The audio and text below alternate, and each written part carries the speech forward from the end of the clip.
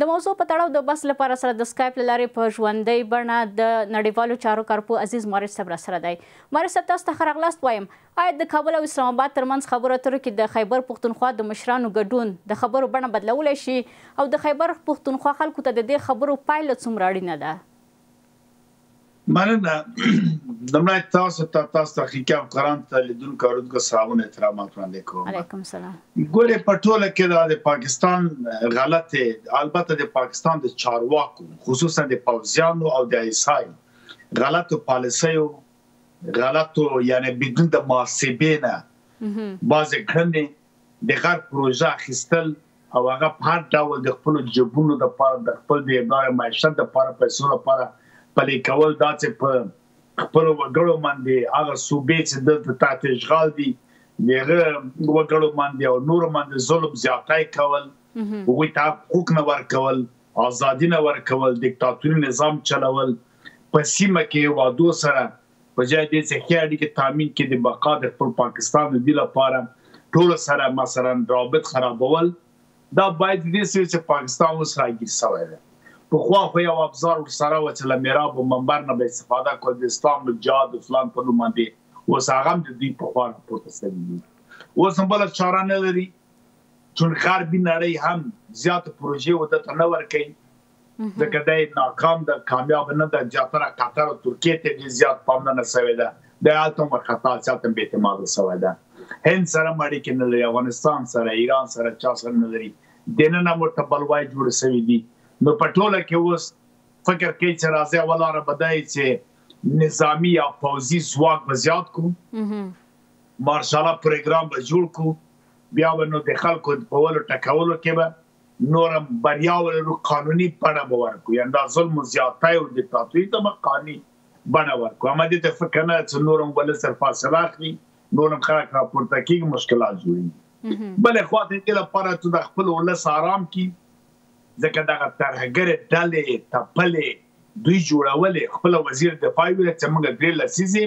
د غرب لپاره ترهګر وځلي، په صراحت باندې خبره کوي. نو د راپورته ثبوت خو بل نشته. اوس د دې لپاره دغه سیمې هېوادونه خو پرېږده د خپل وګړو دپاره پالمه جوړه کړي، کله پړه پر افغانستان اچوي، کله په هندوستان اچوي. د راله هند زم ضرورت نه لري دې مسایلو ته، هغه که وغواړي په یو ورځ کې پاکستان له منځه وړلی شي. په صراحت باندې دا کار کولی شي، هم د ټکنالوژي لحاظه، هم د زور زیاتي لحاظه، هم هغه نفوس یې په دې خپله پنجابیان په پاکستان کې لري. افغانستان هم ضرورت نه، خپل افغانستان 50 کاله جګړې ځپلی ده. اوس خپل الحمدلله شکر د ملت او چارواکي خپل دوست دښمن اوس پېژني.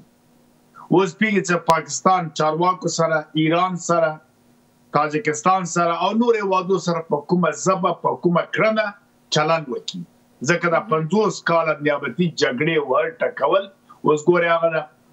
که چېرې پوځي حمله کړي د پاکستان لخوا نه، بېرته افغانستان جواب ورکوي. که اقتصادي مشکل جوړوي، د سوداګرو توکي نه پرېږدي. ملا غني برادر اعلان وکړ چې بالکل تاسو سره تجارتي اړیکې نه لرم، سوداګر ته 3 میاشتې پورې سمنټ تصفیه کوي، ځکه موږ بدیلې لارې لرو. خو هم درلودله، دا خو دا د رباني په وخت کې راتګ مجدي و، دا د تش په نامه جهادي او شر فساد چې راغله، دوی موږ د پاکستان ډېر مهم کړ چې هغه پاکستان د پاکستانه بغیر څه نه کېږي، اقتصاد مړه کېږو صاحب، دلته بیا قاطي راځي. راله کې نور لارې شته، اوس افغانستان اورګاډي لري، له هر قزاقستان، قرغیزستان رانیول، له چین نیول، ترکمنستان، ازبکستان، تاجکستان، چین، ایران، موږ سره چابهار، هند هوایي ځمکنیزې اړیکې لري. ښه توکي هم راځي، له دې نه خو ټول استهلاکي او اکسپایر خلاف د سټنډرډ توکي راتله. تاجر هم سره رشوت اخیسته، وزیر هم رشوت اخیسته، ولسمشر هم رشوت اخیسته، رئیس او وکیل ټولو دغسې یو ملت ته تباه کړی. مارج صاحب راوشه دویمې پوښتنې ته، د اسلام آباد او نوي ډیلي سیالي څومره د سیمه ییز امنیت پر وضعیت باندې اغېز کولی شي؟ په ټوله کې کوم اثر نشي کولی، په دې چې دواړه بیا کنټرول مسایل ته مطرح دي. جګړه هم کنټرول ده. ګورئ موږ تاسې 4 میاشتې مخکې دوی ښکر په ښکر شول، مارم ترامپ ورته یو زنګ ووایه چې هلکانو غلي شئ، موږ مسؤل شو، دواړه غلي شول. یعنې یو کنټرول حالت لري. دې کې په حقیقت به سړی ووایي د هند بیا یو خبر لري چې له غرب سره او شرق سره خپل اړیکې د خپل درایت او کفایت او سیاست پر بنیاد ساتلې دي او پرمختګ اقتصادي کې له چین سره مخاړي کې لري او دا سخرین 2 د روسیې غاز واغ سره تل مثلا د شرقي آسیا ته هند هم روان دي لکه څنګه چې ناس ټیم 1 او 2 له اروپا ته راځي یعنی اړیکې لري رابطه کې بیا په زمانه کې افغانستان او ایران او دوی سره اړیکې ساتل عربي هوادو سره ساتلې دي پاکستان بیا د درایت او کفایت نه لري نو دوی معمولا دوه تقریبا لغرب سره سر جنگي نو کله چې بیا پاکستان د غربي نړۍ او ایالت ده نو بیا هند هم لغرب سره اړیکې نه خرابوي ځکه هغه بالانس سیاست ساتي دغه وجه بیا نه ګمان کوم ته بدون همانګي نه بدون پلان یا جګړه وسی یا کوم اړیکې سره خرابې کی دوی بیا سره بیا بل خواته د پاکستان حاکمان پنجابیان او یو خواته پنجابیان او تاسو واګه بندر وګورئ هیڅ نه ویزا چکیږي نه پاسپورت کتل کیږي نه توکو باندې قاطی او قیمتي ده او کسانم چې راځي اتومات څو غواړي پاکستان ګوسی ویزا ورڅور کیږي هغه ورته خلاصي د خواته خو بیا اوس خپل صوبه په پښتونستان او په بلوچستان ته څوک پنجاب ته ځي ویزا ورکړي یو فورمه جوړ کړي نو فورمه ورکړي ویزا ده نو دلته خو بیا مشکلات داسې نشته نو په ټوله کې موږ نه سویل چې دلته کومه ستونزه مې سره سم غلط سیاستونه غلط محاسبې د پنجابیانو د خپل ځان سره کوي ډیر مننه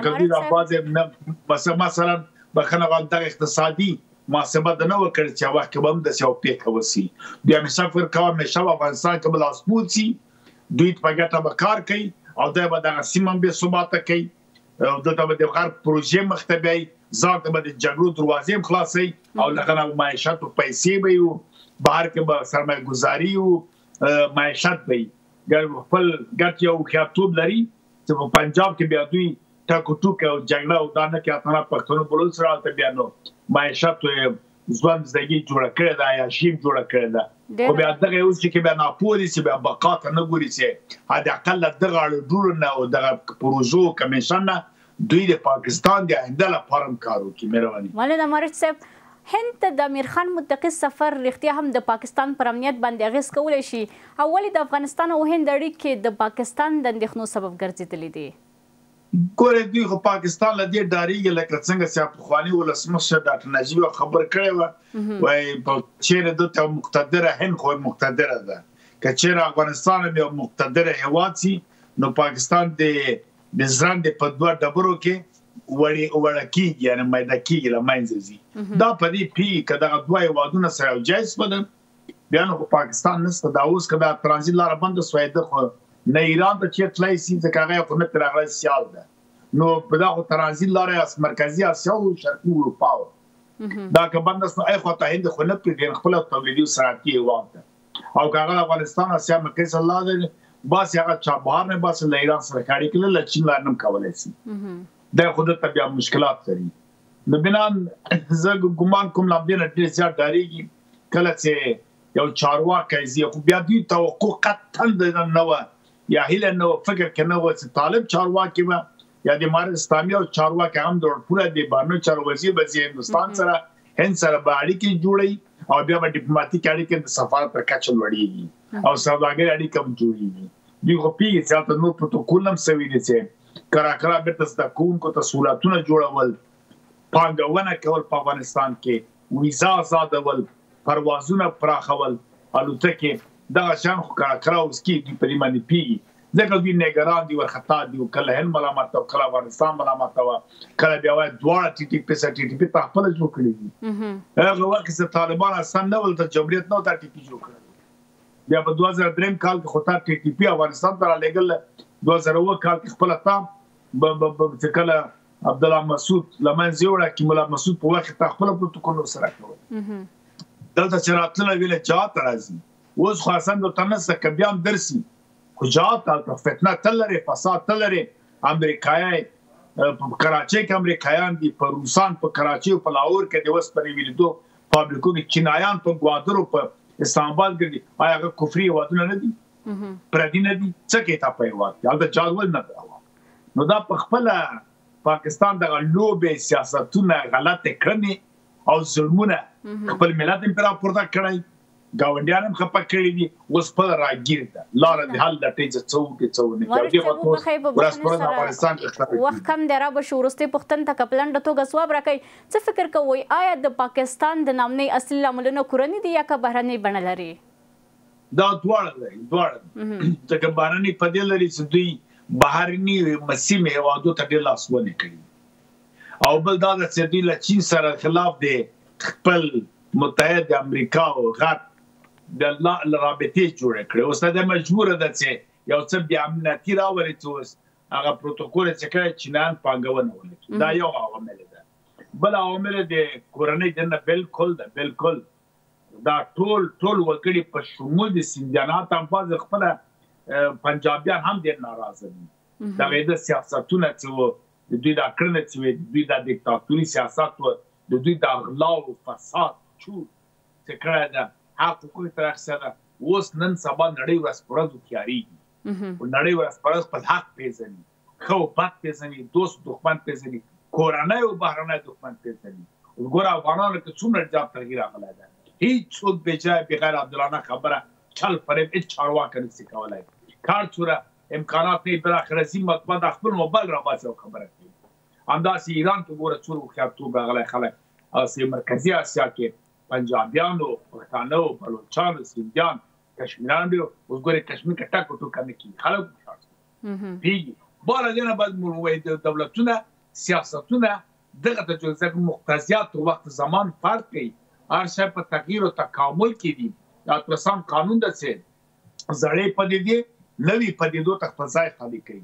نو حمورابي قانون اترسان سانسو توای نو دغه اصل پر بنیاد ځکه دا د پخوانی معقولي دي او دا حقیقت ده دوی باید په دې پالیسي ځان ورکړي اما پاکستان اوس هم ویده ده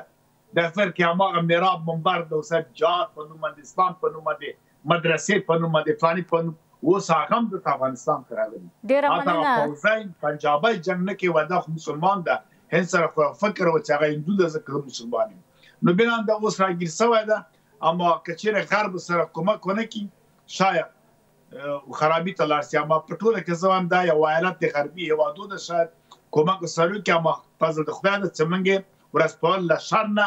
جنجال نه لاملونه له مصیبتونه عمل کیږي د نړیوال چارو کارپو عزیز مریض صاحب ستاسو له حضور څخه نړۍ مننه کوم کور ودان